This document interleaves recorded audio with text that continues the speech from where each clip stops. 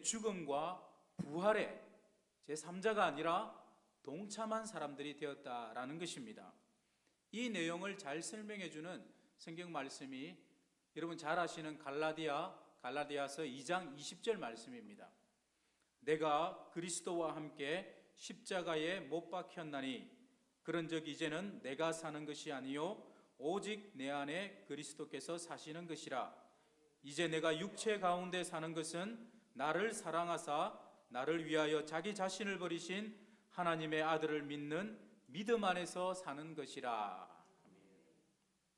따라서 이후로의 우리의 정체성은요, 바로 그리스도와 함께 일으키심을 받았다라는 것, 바로 이것이 이 땅을 살아가는 저와 여러분의 삶의 조건이 됩니다. 그렇기 때문에 이제부터 우리의 삶은 비록 우리의 몸은 아직 이 땅에 살고 있지만 이 땅의 것을 추구하는 사람들이 아니라 위의 것을 추구하는 사람들로 바뀌게 되었다라는 것입니다. 즉 우리의 본질은 더 이상 이 땅에, 이 세상에 있는 것이 아니라 예수 그리스도와 함께 하늘에 있는 사람들입니다. 에베소서 2장 5절 6절 말씀해 보니까 허물로 죽은 우리를 그리스도와 함께 살리셨고 너희는 은혜로 구원을 받은 것이라. 또 함께 일으키사 그리스도 예수 안에서 함께 하늘에 앉히시니, 이렇게 말씀합니다. 여러분 오늘 본문에서 그리스도와 함께 일으키심을 받았다라는 것, 이 말씀하고 조금 전에 읽어드렸던 에베소서 2장에서 허물로 죽은 우리를 그리스도와 함께 살리셨고 함께 일으키셨다라는 이 말씀이 의미하는 그 의미가 얼마나 대단한지 모릅니다. 이것은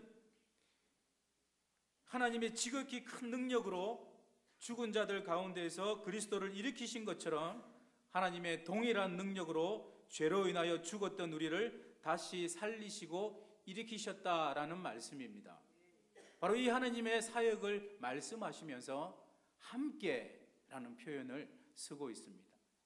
함께 일으키심을 받았다라는 것입니다. 그러니까 여러분들 각자는 우리 주 예수 그리스도와 생명의 관계, 연합을 이룬 것입니다. 이 말은 동거 이상의 의미를 지닙니다. 함께 사는 어떤 그런 관계의 정도가 아니라 함께 생명을 받았다는 것입니다.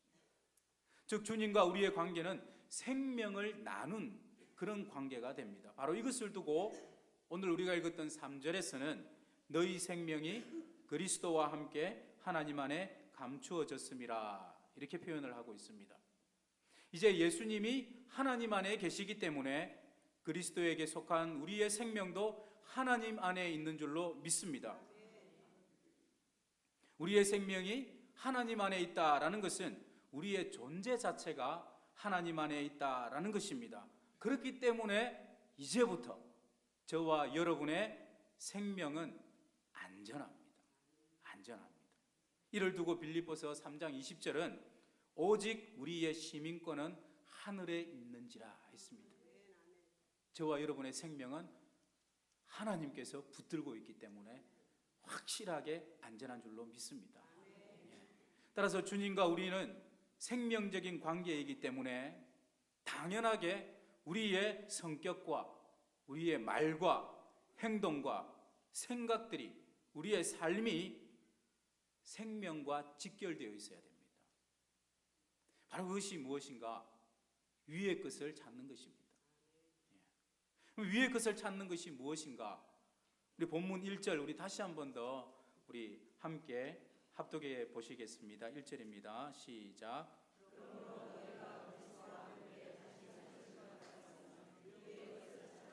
거기는 그리스도께서 하나님 우편에 앉아 계시느니라. 말씀을 보십시오. 위의 것을 찾으라 그러면서 거기에는 예수님께서 하나님 우편에 앉아 계시느니라, 이 말씀. 여러분 이게 무엇을 의미하는 말씀일까요? 흔히 우리는 이것을 문자적으로 그냥 해석할 때가 참 많습니다. 지금 주님이 어디 계시냐 이렇게 물어보면은 하나님 우편에 앉아 계십니다 이렇게 말을 하는데, 그런데 그 의미에 대해서 오해하고 있는 분들이 있습니다. 문자적으로는 맞죠. 근데 그 의미를 우리는 제대로 알아야 됩니다. 어떤 사람들은 이것을 그렇게 해석을 합니다.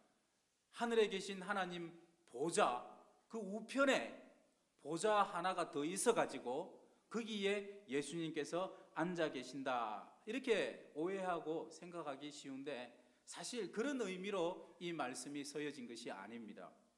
이 말씀을 곰곰이 한번 생각해 보시기 바랍니다. 위의 것을 찾으라, 이렇게 말씀을 했고 동시에 거기에 예수님께서 하나님 우편에 앉아 계신다라고 말합니다. 과연 이게 무엇을 뜻하는 말씀이겠습니까? 한마디로 하나님의 우편이라는 표현은요, 말 그대로 통치자의 우편이라는 것은 바로 영광을 상징하는 것입니다. 한마디로 말하면 우리 예수님은 영광 가운데 계신다라는 말씀입니다. 시편 110편 1절 말씀에 여호와께서 내 주에게 말씀하시기를 내가 내 원수들로 내 발판이 되게 하기까지 너는 내 오른쪽에 앉아 있으라 하셨도다. 이 말씀대로 성부 하나님은 나사렛 예수님을 높이시고 하늘과 땅을 다스리는 권세와 능력을 주셨습니다. 따라서 하나님 우편에 앉으셨다, 이 말씀은 이제 예수님의 지위가 하늘과 땅의 모든 권세와 능력을 가지시고 하나님과 함께 만물을 통치하시는 그 영광스러운 위치에, 지위에 오르셨다라는 말씀입니다. 그래서 이제는 성부 하나님과 함께 영광을 누리고 계신다라는 것을 의미하는 것입니다. 그런데 참 놀라운 사실이 저와 여러분의 이 본질, 저와 여러분의 신분을 생각할 때에 말씀을 보면 참 놀랍지 않을 수가 없습니다. 에베소서 2장 6절에 보시면 우리를 그리스도와 함께 일으키시고 그리스도 예수 안에서 함께 하늘에 앉히셨다, 그런 말씀이 그렇게 나오고 있습니다. 바로 이것이 저와 여러분의 영광된 본질입니다. 우리가 성령을 통하여 예수님을 믿는 그 순간부터 우리는 더 이상 이 땅의 사람이 아닌 줄로 믿습니다. 주님과 함께 하늘에 속한, 이제는 옛 사람을 벗어버리고 하늘에 속한 새 사람이 되었다라는 것입니다. 그렇기 때문에 우리는 더 이상 이 땅의 것에 목말라 해서는 안 됩니다. 이 땅의 것을 너무 집착해서 찾으면 안 됩니다. 왜냐하면 위의 것을 바라보며 위의 것을 찾는 사람들로 우리의 신분이 변화되었기 때문에 그렇습니다. 오직 위에 계신 그리스도 예수께 충성을 다하고 주님을 날로 날로 더욱 사랑하고 주님의 목적을 나의 목적으로 받아들이고 그분의 뜻과 방법대로 이 세상을 살아가는 사람들이, 그렇게 변화된 사람들이 저와 여러분들인 줄로 믿습니다. 그렇게 살아가야 하는 또 하나의 이유가 4절에 분명히 말씀하고 있습니다. 우리 생명이신 그리스도께서 나타나실 그때에 너희도 그와 함께 영광 중에 나타나리라. 장차 우리도 주님과 같이, 주님과 함께 영광 중에 나타나야 될 사람들이기 때문에 우리는 이 땅의 것을 너무 추구해서는 안 된다는 것이죠. 위의 것을 바라보며 위의 것을 추구하는 사람들로 변화되었다라는 것입니다. 항상 우리는 이것을 잊으면 안 되는 것입니다. 사랑하는 성도 여러분, 우리가 그리스도와 함께 일으키심을 받고 하늘에 속한 영광스러운 존재가 되었습니다. 그러나 그럼에도 불구하고 아직 그 영광이 우리의 눈에는 보이지 않습니다. 그래서 참 이게 힘들죠. 그렇기 때문에 이 땅을 사는 동안에는 도리어 영광보다는 멸시를 받을 때가 많고요, 천대를 받기도 하고 오히려 핍박을 받기도 하고 오히려 부하기보다 가난하고 초라할 때가 참 많습니다. 그렇게 살아갈 수도 있습니다. 교구장으로서 이렇게 교구를 돌아보고 이제 신방을 하다 보면은 참 이게 가슴 아픈 그런 가정을 참 많이 만납니다. 이번 주에도 불과 이틀 전에도 우리 사모님을 모시고 우리 또 권사님을 모시고 한 가정을 또 신방하고 왔는데요, 참 지금까지 신방하기 전에는 그 가정의 형편을 모르다가 신방하러 가서 그 가정의 형편과 기도 제목들, 그런 것들 들을 때 안 그런 가정도 있지만 참 인간적인 눈으로 볼 때에 어디 하나 불쌍하지 않은 데가 없는 그런 가정들이 참 많이 있습니다. 우리 교회도 참 많이 있습니다. 예.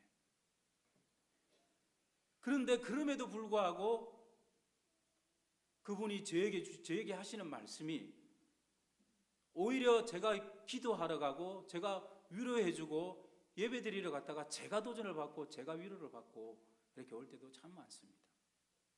뭐라고 말씀하시냐면은 이것이 하나님께서 나에게 허락하신 삶이죠. 그런 거죠. 그러면 신앙으로 받아들이는 거예요. 힘들지만 어렵지만 매일매일 포기하고 싶고 눈물이 나지만 그럼에도 불구하고 이것이 나에게 주어진 삶이기 때문에 오직 하나님 한 분만 바라보며 하루하루 내가 살아갈 뿐입니다. 이렇게 말을 하는 거예요. 그래서 묻습니다. 도대체 형편이 언제 이렇게 되셨습니까? 그렇게 물었더니 그 질문을 받은 우리 성도님이 지난 과거가 막 주마등처럼 스쳐가셔서 그런지 몰라도 스스로 목이 메어서 대답을 못하는 겁니다. 그러면서 하시는 말씀이 말하자면 한도 끝도 없어요. 예. 그러면서 또 하시는 말씀이 이렇게 하루하루 살아가는 것이 나에게 주어진 신앙생활이죠. 예. 그럼에도 불구하고 하나님만 더 바라보고 하나님만 더 의지하고 살아가는 것이 그게 삶이고 그게 신앙이지 별다른 것이 있나요? 저는 그렇게 기도해 주려고 했거든요. 하나님, 이 상황들을 빨리 하나님께서 어떻게 만지셔가지고 부하게 해주시고 어려움을 없게 해주시고 하나님께서 이 가정을 회복시키셔가지고 많은 사람들이 볼 때에 이 가정을 부러워하게 해주십시오. 그렇게 기도하고 싶었는데 그분은 그 삶을 담담히 하나님께서 나에게 허락하신 십자가로 삶으로 받아들이는 거죠. 예. 사랑하는 성도 여러분, 우리가 믿을 때에 이미 그리스도와 함께 일으키심을 받았지만 아직 이 땅을 살아갈 동안에는 아직 그 영광이 보이지 않기 때문에 세상적인 눈으로는 얼마든지 우리가 초라하고 힘들 수 있습니다. 예. 그러나 장차 예수 그리스도께서 이 땅에 다시 오실 때에 정말 그분은 이 땅이 아니라 하늘에 속한 자다라는 그러한 사실이 명확하게 드러날 것이고 아울러 그 영광스러움도 드러날 때가 그때가 반드시 올 줄로 믿습니다. 사랑하는 성도 여러분, 우리의 생명은 예수 그리스도와 함께 하나님 안에 감추어져 있는 자들이기 때문에 이 세상 사람들이 살아가는 방식에 대하여 죽은 자들이 되어야 될 줄로 믿습니다. 오직 우리는 그리스도와 함께 영광 중에 나타날 사람들이기 때문에 이 땅에 살 동안에는 끊임없이 이 땅의 것이 아니라 위의 것을 추구해야 될 줄로 믿습니다. 그렇기 때문에 다시 이제 돌아가서요, 구체적으로 그러면 위의 것을 쫓는 삶이 무엇인가? 이 가장 우선적으로 우리가 읽지는 않았지만 5절부터 쭉 나오고 있습니다. 5절부터 보면은 땅에 있는 지체를 죽이라 그렇게 말씀하고 있습니다. 땅에 있는 지체, 우리가 여전히 가지고 있는 옛 자아를 죽이라 그 말입니다. 그것이 무엇인가? 말씀은 분명히 말씀합니다. 음란이다, 부정이다, 사욕과 악한 정욕과 탐심이니, 말씀은 이런 것들을 죽이라 이렇게 말씀을 명령을 하고 있습니다. 음란, 부정, 사욕, 악한 정욕은요 주로 성적인 죄와 관련이 됩니다. 즉 성적인 부도덕함과 악행과 악한 욕망을 철저하게 끊어버려라, 죽여라 하나님께서 명령하고 있습니다. 그리고 또 한 가지가 있는데 바로 탐심입니다. 탐심. 이것은 나에게 주어진 것보다 더 많은 것을 탐내는 것을 말합니다. 하나님께서는 특히 이것을 두고 나보다 자기를 더 사랑하는 것이기 때문에 바로 이것이 우상 숭배니라 그렇게 말씀을 하고 있습니다. 특히 탐심에 대하여는 특별한 수식어를 달고 있습니다. 왜냐하면 바로 이 탐심이 앞에서 말한 이 땅의 지체들의 근본을 이루고 있기 때문에 그렇습니다. 그런데 여러분 어떻습니까? 저부터 시작해가지고 얼마나 우리는 탐심에 사로잡혀 있는 사람들인지 모릅니다.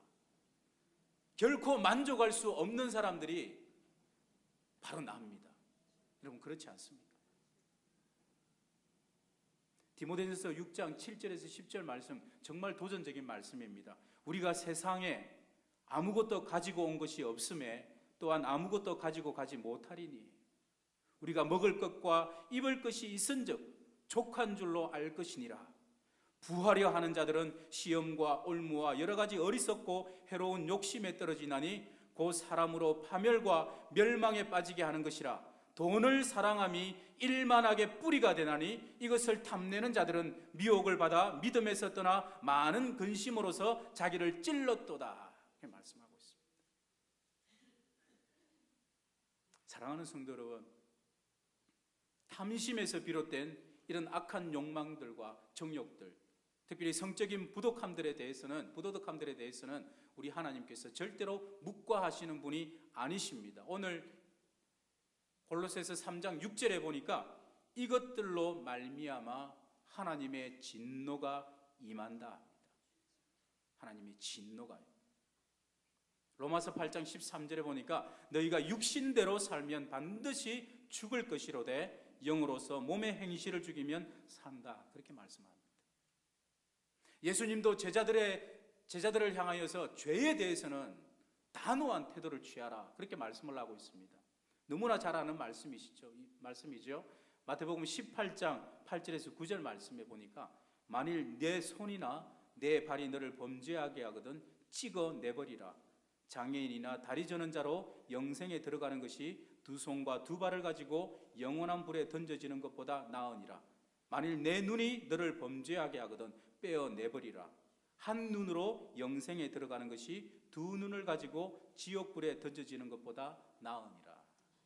죄에 대한 단호함을 예수님께서 말씀하시는 것입니다.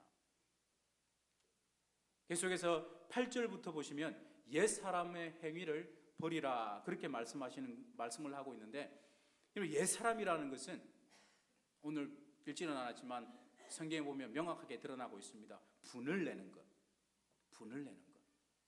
노여워하는 것, 악한 뜻을 품는 것, 형제 자매를 향하여 비방하는 것, 하나님의 자녀임에도 불구하고 부끄러운 말을 입에 담는 것, 거짓말을 하는 것, 이 모든 것을 버리라 그렇게 말합니다. 특별히 이 거짓말에 대해서는 현재 시제 금지 명령법, 지금 당장 거짓말을 중단하라, 하나님께서 그렇게 명령을 하고 있습니다. 왜냐? 이제는 죄의 지배를 받는 옛사람이 아니라 그리스도와 함께 일으키심을 받은 그리스도의 지배를 받는 새 사람이 되었지 않느냐, 그 말씀입니다. 따라서 이제는 신분이 변화되었으니까 새 사람의 신분에 맞는 생각과 행동을 할 것을 도전을 하시는데, 그러한 덕목들이 12절부터 보면 쭉 나와 있습니다. 그게 보니까 조건을 답니다. 하나님이 택하사 거룩하고 사랑받는 자처럼 행동하라. 그러면서 쭉 나오죠. 서로 간에 긍휼히 여기라. 긍휼히. 서로 불쌍히 여기라. 자비와 겸손과 온유함과 오래 참음을 가지고 누가 누구에게 불만이 있더라도 서로 용납하고 서로 용서하라. 어떻습니까? 현재 시제 금지 명령법으로 우리 하나님께서 이렇게 말씀하시는데, 우리는 몇 날 며칠이 아니라 수년 동안 여전히 이런 마음이 해결되지 않은 채 하나님 앞에 예배드리고 있는 저와 여러분의 모습이 아닌가 생각할 때에 참 부끄럽지 않을 수 없습니다. 새 사람이 되었으니 옛 사람은 벗어버려야 될 줄로 믿습니다. 이 모든 것을 도전을 하시는데, 이 모든 것을 주님이 너를 용서해 주시고 받아주시고 불쌍히 여겨주신 것처럼 너 또한 다른 사람을 향해서 그러한 마음을 가지라. 오늘 말씀은 그렇게 말씀을 하고 있습니다. 주님께서 나를 긍휼히 여겨주신 것처럼 너 또한 다른 사람을 긍휼히 여기고, 나의 이익을 구하기보다 다른 형제 자매의 이익을 먼저 구하고 나의 권리를 주장하지 않고 다른 사람을 먼저 배려하고 정말 멸망받아 마땅할 죄인인 나를 향하여 아주 오래 참으신 그 주님의 오래 참음을 본받아 가지고 다른 사람의 잘못에 대해서도 분노하거나 보복하거나 그런 악한 마음을 품는 것이 아니라 오래 참고 견디고 용서하고 용납해 주라는 것입니다. 그것이 새 사람이다라는 것입니다. 특히 13절에서 불만이라고 번역된 이 헬라어 단어가 몬페라는 단어인데요. 이 신약 성경에서는 여기에 딱 한 번 나오는 단어입니다. 무슨 말이냐면 비난의 근거를 말하는 겁니다. 불평을 말하는 건데요. 즉 교회 공동체 안에 있는 누군가가 나에게 손해를 입히고 나를 고통스럽게 만드는 일이 있다 하더라도 그럼에도 불구하고 용납하고 용서하라. 주님이 너를 그렇게 용서해 주셨으니까. 바로 이렇게 행동해야 될 그 행동의 근거와 동기가 바로 주님이 나를 용서해 주신 것처럼입니다. 내가 어떤 용서를 받았는지, 내가 어떤 은혜를 받았는지 그것을 깊이 알면 알수록, 깨달으면 깨달을수록 여러분, 우리가 용서하지 못할 사람은 없는 줄로 믿습니다. 그리고 아주 중요한 것 한 가지가 있습니다. 이 모든 것을 의무감으로 하지 말라고 합니다. 하나님은 그거 싫어합니다. 이 모든 것을 의무감으로 하지 말고 이 모든 것 위에 사랑을 더하라. 사랑을 더하라. 사랑으로 하라라는 것입니다. 왜냐? 사랑으로 할 때에 부작용이 없습니다. 사랑이야말로 우리 교회 공동체를 온전하게 매는 띠가 되기 때문에 그렇습니다. 사랑하는 성도 여러분, 그리스도의 몸은, 우리 교회는 오직 사랑에 의해서 세워져 가는 줄로 믿습니다. 그렇기 때문에 우리의 모든 말과 행동과 생각의 동기가 다른 그 무엇도 아닌 사랑이 되어야 될 줄로 믿습니다. 그럴수록 우리 교회는 날로 날로 더욱더 든든히 서 나아가고 영적으로 더욱더 부흥하는 우리 교회가 될 줄로 믿습니다. 마지막으로요, 이 모든 것을 가능하게 하는, 땅의 지체를 버리고 위의 것을 찾고 따르고 생각하게 하는, 할 수 있게 하는 이런 힘의 비결이 있는데, 그 힘은 내가 그렇게 하고자 해서 내가 되는 것이 아닙니다. 이것은 하나님께서 우리에게 주셔야 되는 겁니다. 은혜 가운데 우리에게 역사하셔야지 되는 겁니다. 그럼 그 비결이 뭔가? 저와 여러분 가운데 하나님의 말씀으로 풍성히 채워지게 될 때 그것이 가능한 줄로 믿습니다. 바로 그것을 16절에서 말씀을 하고 있습니다. 그렇기 때문에 그 무엇보다 하나님의 말씀이 우리의 심령 가운데 풍성해져야 됩니다. 그럴 때 우리는 비로소 우리는 나 자신은 할 수 없지만 하나님께서 주시는 은혜와 능력으로 할 수 있는 힘이 생깁니다. 부활하신 그날 당일날 예수님의 두 제자가 엠마오로 가고 있을 때 예수님께서 나타나시죠. 그래서 그들에게 설명을 합니다. 풀어주는데 하나님의 말씀을 풀어줍니다. 그랬더니 말씀해 보니까 길에 오면서 저분이 우리에게 말씀을 풀어주실 때에 우리의 가슴이 뜨겁지 아니하더냐, 그렇게 말씀해요.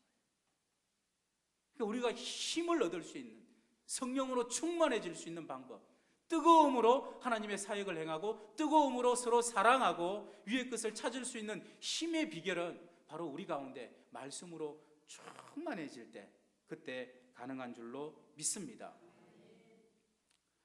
그래서 정말 말씀과 더불어서 우리의 삶이 그럼에도 불구하고 하나님을 향하여 항상 감사하는 마음으로 찬양하며 감사하면서 나아갈 때 정말 하나님께서 저와 여러분들 개개인의 삶 가운데 뜨겁게 역사하시고 많은 은혜를 베풀어 주실 뿐만 아니라 예수 그리스도를 통하여 주시는 능력으로 이 땅의 지체를 우리가 죽일 수 있을 줄로 믿습니다. 기도하겠습니다. 하나님 아버지, 오늘도 하나님의 존전으로 저희들을 부르시고 저희들로 하여금 하나님께 예배하며 찬양하며 기도하게 하시니 감사를 드립니다. 우리가 이 땅을 살아갈 때에 늘 우리의 마음을 주님께 고정하게 하시고 이 땅의 것보다, 이 땅의 가치관보다 오직 주님 오실 날을 바라보며 저 하늘나라 위의 것을 더욱더 붙들고 소망하는 우리의 모습이 되게 하여 주시옵소서. 그러기 위해서 늘 주님의 말씀을 묵상하며 그 주님의 말씀이 우리의 심령 가운데 풍성히 거하도록 하나님 앞에 늘 엎드려 구할 수 있는 복된 성도들 될 수 있도록 주여 도와주시옵소서. 예수님의 이름으로 기도드립니다. 아멘. 찬송가 176장 찬송입니다.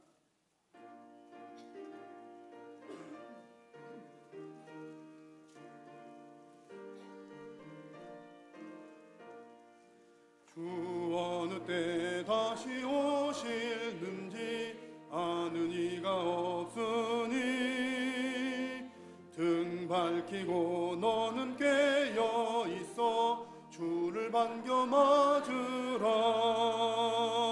주 안에서 우리 몸과 마음이 깨끗하게 되어서 주 예수님 다시 오실 때에 모두 기쁨으로 맞으라. 주 오늘에 다시 오신다면 부끄러움 없을까. 잘하였다 주님 칭찬하며 우리 맞아주실까. 주 안에서 우리 몸과 마음이 깨끗하게 되어서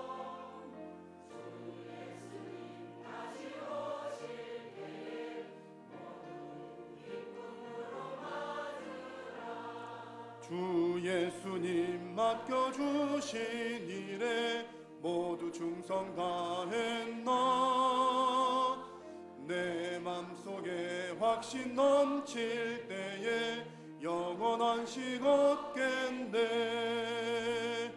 주 안에서 우리 몸과 마음이 깨끗하게 되어서 주 예수님 다시 오실 때에 모두 기쁨으로 맞으라. 주 예수님 언제 오실는지 한밤에나 낮에나 늘 깨어서 주님 맞는 성도 주의 영광 보겠네. 주 안에서 우리 몸과 마음이 깨끗하게 되어서 주 예수님 다시 오실 때에 모두 기쁨으로 맞으라. 할렐루야. 교회 소식 몇 가지 전해드리겠습니다. 주보에 없는 소식을 먼저 전해드리겠습니다. 오늘 오후 예배 후에 안수 집사회 원래회로 본당에서 모이겠습니다. 안수 집사님들 모두들 참석 바랍니다.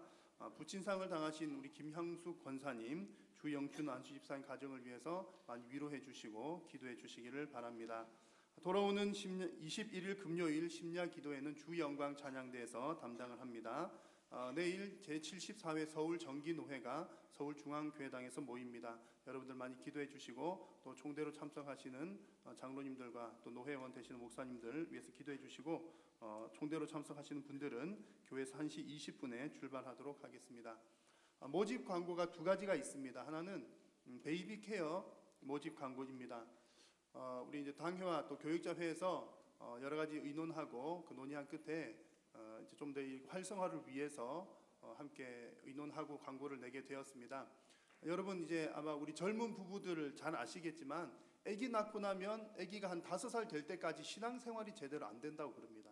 그리고 특히나 이제 아기 낳고 나서 1년이 되기 전까지는 정말 아기들에게 손이 많이 가니까 예배 생활이 정말 어려움이 있다고 합니다. 그래서 이제 앞으로 우리 교회가 이제 전 연령대를 위해서 힘써서 잘 감당해야 하겠지만 특별히 우리 그 젊은 세대들을 위해서 또 교회가 함께 협력하고 또 기도해야 할 부분들이 참 많은 것 같습니다. 그래서 우리 이제 아기들을 가진 젊은 부모들이 또 신앙생활 나태해지지 않고 또 신앙생활 어려움 당하지 않도록 하기 위해서 베이비 케어 봉사자들을 모집을 하는데요.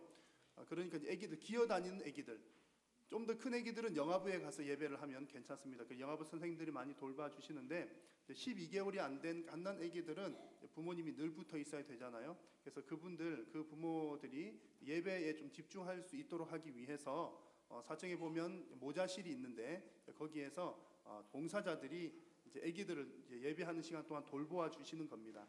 일단은 우리가 11시 예배 1시간 동안 돌보는 것으로 시작을 할 텐데요. 혹시 여러분들 가운데 이제 아기 보시는 일에 자신 있다, 아기 내가 한 여러 번 키워봤다, 또 이제 그 시간대에 다른 봉사 안 하신다라고 하시는 분들은 우리 남자분들은 좀 어렵겠죠. 그래서 이제 우리 뭐 집사님이나 권사님들 중에서 자원해 주시면 정말 우리 그 젊은 세대들이 하나님 앞에 예배하는 생활 잘 감당할 수 있을 것 같습니다. 그래서 담당 위원장이신 이태선 장로님과 담당 목사이신 이영호 목사님에게 또 문의해 주시고 신청해 주시면 감사하겠습니다. 그리고 장례국, 우리 교회 장례국이 있는데 아직까지 지금까지 좀 많이 활성화가 조금 덜 되었습니다. 그래서 우리가 입관 예배나 그런 때 시간이 딱 맞을 때는 성도님들이 참 많이 가시는데 때때로는 보면 이제 우리 교회가 장례를 주관함에도 불구하고 참 가시는 분들이 형편들 여건들이 그러니까 또 가고 싶어도 또 내 교구 아니기도 하고 딱히 걸리는 것도 없고, 그래서 어떤 경우는 정말 이제 가시는 분들이 숫자가 너무 적은 때가 있어요. 그래서 우리 장례국을 딱 구성을 해서 한 이제 7명에서 10명 정도는 적어도 항상 항시적으로 언제 이렇게 장례가 나도 가서 같이 찬양해주고 기도해주고 위로할 수 있는 그런 장례국 위원들을 모집을 하고자 합니다. 그래서 이게 좀 자원하실 분들은 조금 조건이 필요하겠죠. 직장 생활을 안 하시는 분들, 시간적인 여유가 조금 있으신 분들께서 자원을 해주시면 언제든지 좀 가실 수 있도록. 그렇다고 해서 뭐 장례가 날 때마다 계속 갈 수는 없으니까 저희들이 그 인원수를 약 15명 정도 선으로 했습니다. 그래서 이제 오늘은 15명 중에서 오늘 7명 이렇게 가면 또 내일은 나머지 7명들 서로 조금 로테이션하면 빠짐없이 어느 가정에 장례가 생기더라도 우리 교회 이름으로 가서 위로하는 일에 큰 도움이 될 것 같습니다. 그래서 우리 그 위원장이신 고흥용 장로님이시나 혹은 또 국장님이신 임종식 장로님, 또 담당 이상순 전도사님께 문의해 주시고 또 신청해 주시면 우리 교회가 또 어려움 당한 가정들 잘 위로할 수 있을 것 같습니다. 이런 여러 가지 일들에 여러분 많이 기도해 주시고 또 협력해 주시기를 부탁드립니다. 예물의 사연을 보고 우리 최장명 목사님께서 헌금 기도와 축도로 오후 예배를 마치도록 하겠습니다. 11조 김정우 집사님, 양양순 집사님 드립니다. 박세진 집사님, 윤바로 집사님, 문경학, 윤사라 성도님 드립니다. 구제예물 김정우 집사님, 양양순 집사님, 장학예물 김정우 집사님, 양양순 집사님, 감사예물 강보람 청년, 부활감사 무명으로 드리고 부활감사 최종래 집사님, 부활감사 남상윤 안수 집사님, 김민지 집사님, 또 부활감사 송기성 집사님, 송영욱 집사님, 송다혜 가정 드립니다. 정숙현 권사님 부활감사 드리고 이승훈 집사님, 김우미 집사님 가정에서 또 부활감사 김수월, 부활감사예물 홍현준 집사님, 현내연 집사님, 부활감사 유치부 이주한, 부활감사 유치부 이종호, 부활감사 유치부 장성은, 부활감사 유치부 홍주아, 또 감사예물 이병구 장로님, 이승남 권사님, 부활감사 김예나 청년, 김진형 청년, 최승호 청년, 김예진 청년, 이정우 청년, 또 최미진 청년, 김의현 청년 하나님 앞에 드립니다. 또 감사예물 김의현 청년 드리고 부활감사 신민구 청년, 김민집 청년 하나님 앞에 올려드립니다. 1천 번째 이병구 장로님, 이승남 권사님, 또 무명으로 예물 드리고 일여전도회에서 하나님 앞에 예물 올려드립니다.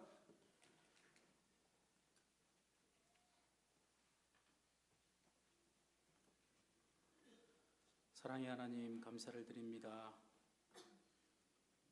오늘 하루 동안에 모든 예배를 통하여 주신 그 하나님의 말씀이 우리 모든 성도들의 마음의 신비에 새겨지게 하여 주시옵소서. 오직 말씀으로 승리하는 삶 살게 하여 주시옵소서. 이 시간 하나님을 사랑하는 마음으로 귀한 예물 정성을 다해 드립니다. 이 모든 예물을 기뻐 흠양하시고 오직 이 예물들이 하나님의 영광만 위해서 사용되게 하여 주시옵소서. 또한 우리 모든 성도들의 각 가정마다 모든 형편들 하나님께서 아시오니 하나님 아버지 간절히 바라고 나옵는 것은 물질로 인하여 시험에 들지 않게 하여 주시옵소서. 시기적절하게 하나님께서 채워 공급하여 주시옵소서. 우리 주 예수 그리스도의 은혜와 하나님 아버지의 무한하신 사랑과 성령 하나님의 위로하심과 교통하심이 이 땅의 것이 아니라 위의 것을 사모하는 모든 성도들의 머리 위에 영원토록 함께 있을지어다. 아멘.